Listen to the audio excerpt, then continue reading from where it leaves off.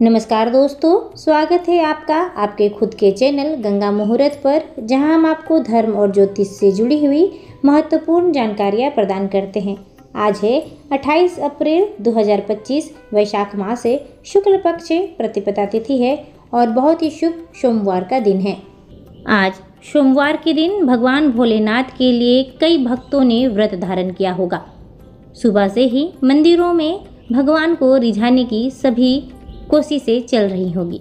ऐसे में अगर आपने व्रत नहीं भी किया है तो सोमवार व्रत कथा सुनने मात्र से ही आपके समस्त पाप दूर हो जाएंगे, कष्ट का निवारण होगा। तो चलिए प्रेम सहित सुनते हैं सोमवार व्रत कथा। एक साहूकार था, उसके घर में धन की कमी नहीं थी, फिर भी वह बहुत दुखी था क्योंकि उसको कोई भी पुत्र नहीं था। वह इसी चिंता में दिन रात दुखी रहता। पुत्र की कामना के लिए वह प्रत्येक सोमवार शिवजी का व्रत और पूजन किया करता था तथा सायंकाल में मंदिर जाकर शिवजी के सामने दीपक जलाया करता।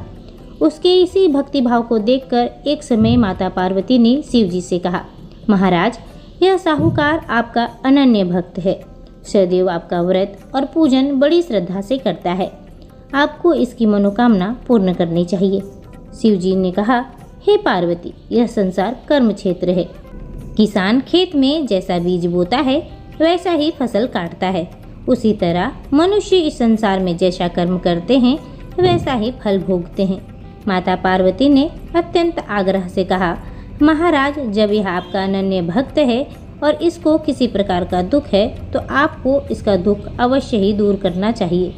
आप तो सदैव अपने भक्तों पर दयालु होते हैं और उनके दुखों को दूर भी करते हैं। यदि आप ऐसा नहीं करेंगे तो मनुष्य आपका पूजन तथा व्रत क्यों करेंगे?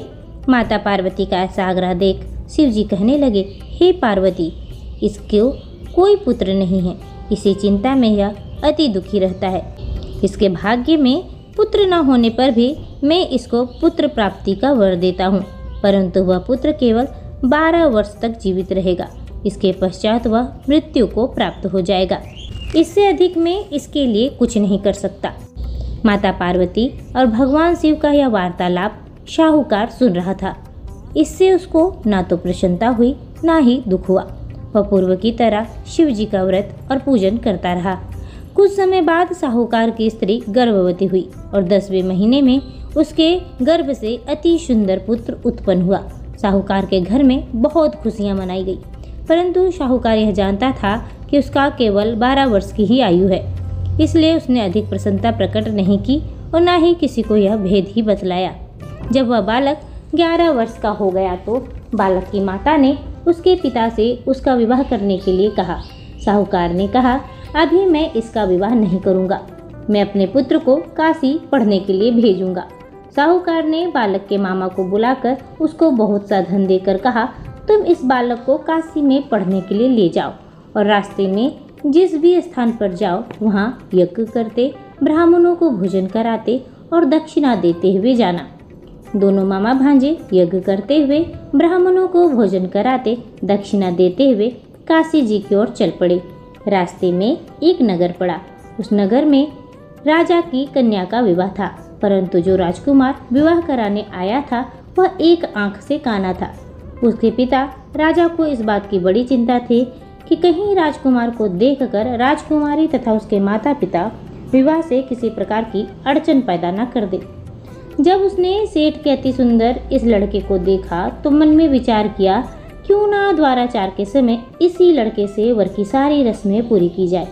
ऐसा मन में विचार कर राजकुमार के पिता ने उस साहूकार के लड़के और उसके मामा से बात की। वे राजी हो गए।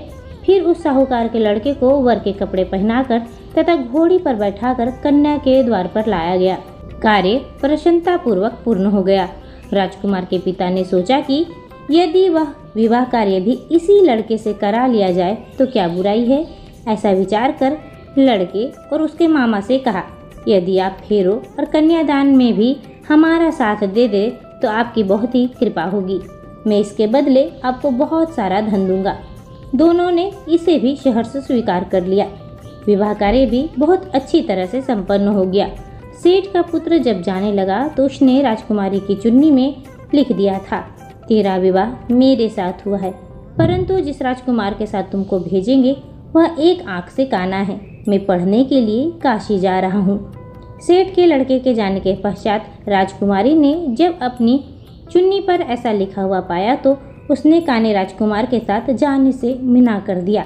उसने अपने माता पिता को सारी बात बता दी और कहा कि यह मेरा पति नहीं है, मेरा विवाह इसके साथ नहीं हुआ। जिस वर के साथ मेरा विवाह हुआ है वह तो काशी पढ़ने के लिए गया है। राजकुमारी के माता पिता ने अपनी कन्या को विदा नहीं किया और बारात वापस चली गई।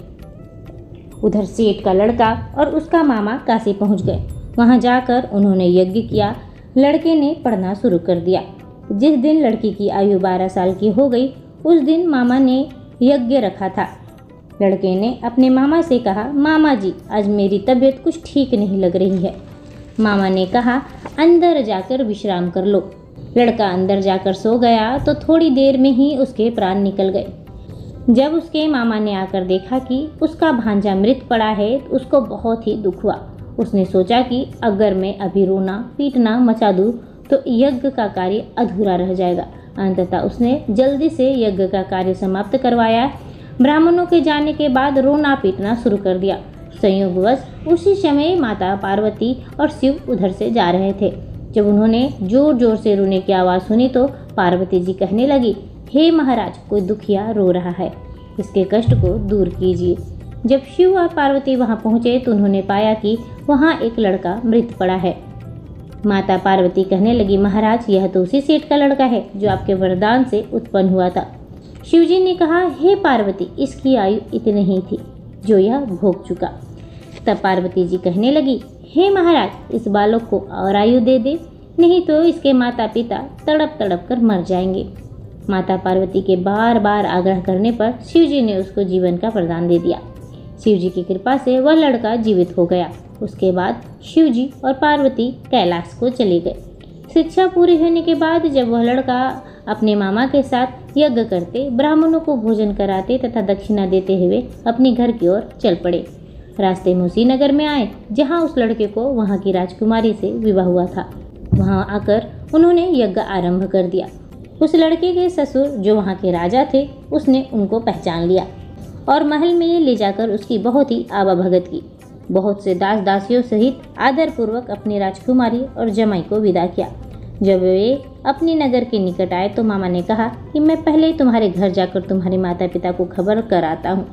जब उस लड़के के मामा घर पहुँचा तो उसने देखा कि लड़के के माता पिता घर की छत पर बैठे हैं। उन्होंने अपहरण कर रखा था। यदि हमारा पुत्र सकुशल लौट आया तो हम राजी खुशी से नीचे आ जाएंगे, नहीं तो छत से कूदकर अपने प्राण दे देंगे।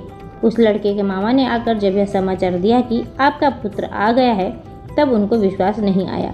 उसके मामा ने शपथ पूर्वक कहा कि आपका पुत्र अपनी पत्नी तथा बहुत सारा धन लेकर साथ में आया है। तो सेठ का प्रसन्नता से मन भर उठा। सेठ और सेठानी आनंद पूर्वक नीचे आए। बाहर आकर उन्होंने अपने पुत्र तथा उसकी पत्नी का भरपूर स्वागत किया।